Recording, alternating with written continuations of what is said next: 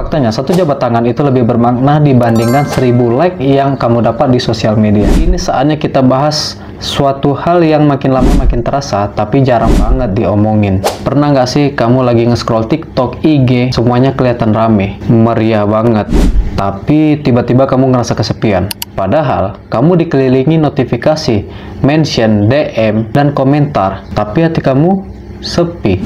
Mungkin ini saatnya kita bahas suatu hal yang makin lama makin terasa, tapi jarang banget diomongin. Sebelumnya, kalau kamu belum subscribe, kamu subscribe dulu channel ini, oke? Supaya kita lebih sering lagi ngobrolnya. Kita semakin nyaman, tapi kok makin sepi? Aneh ya?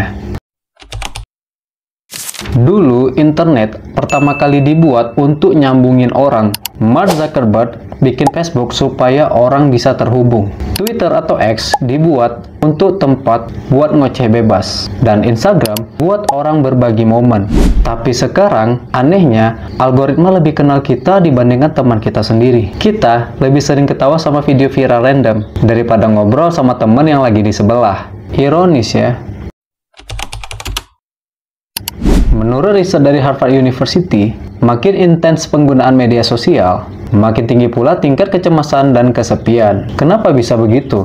Nah, ini dia poinnya. Kita ngelihat hidup orang di sosmed itu kelihatan bahagia terus. Nah, di situ jadi muncul rasa nggak cukup dari diri kita. Interaksi yang instan. Jadi timbul perasaan hubungan yang terasa dangkal. Notifikasi itu seperti dopamine shoot. Bikin kita itu menjadi adiktif, tapi nggak pernah kenyang. Jadi, walaupun ramai secara digital, otak kita itu merasa kesepian. Otak kita nggak dapat koneksi emosional yang sesungguhnya. Aku punya temen nih, dia dulu anak tongkrongan banget. Sekarang, aktif banget di sosial media, Twitter atau X. Followernya udah ribuan. Tapi dia pernah bilang kayak gini, aku bisa dapat 100 like di Twitter atau X dengan mudah. Tapi kalau aku lagi sedih, aku nggak tahu telepon siapa. Ironis ya? Kamu yang nonton video ini, apakah pernah merasa kayak gitu? Jujur, kita udah nggak biasa lagi melihat orang ngobrol itu saling melihat matanya. Mereka merasa nggak nyaman ngobrol tanpa filter. Juga takut awkward moment. Jadi, mending main HP. Tapi itu keputusan otak kita ketika lagi berada di momen itu. Ngerasa nggak sih, hubungan jadi kayak konten, pertemanan jadi followers, dan semua orang berlomba bikin dirinya likeable atau disukai, tapi lupa jadi relatable. Jadi solusinya, aku nggak bilang kita harus uninstall semua aplikasi, nggak segitunya juga kali.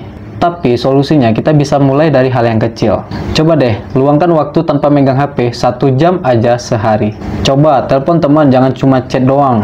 Jangan kejar validasi digital, coba kejar koneksi yang nyata.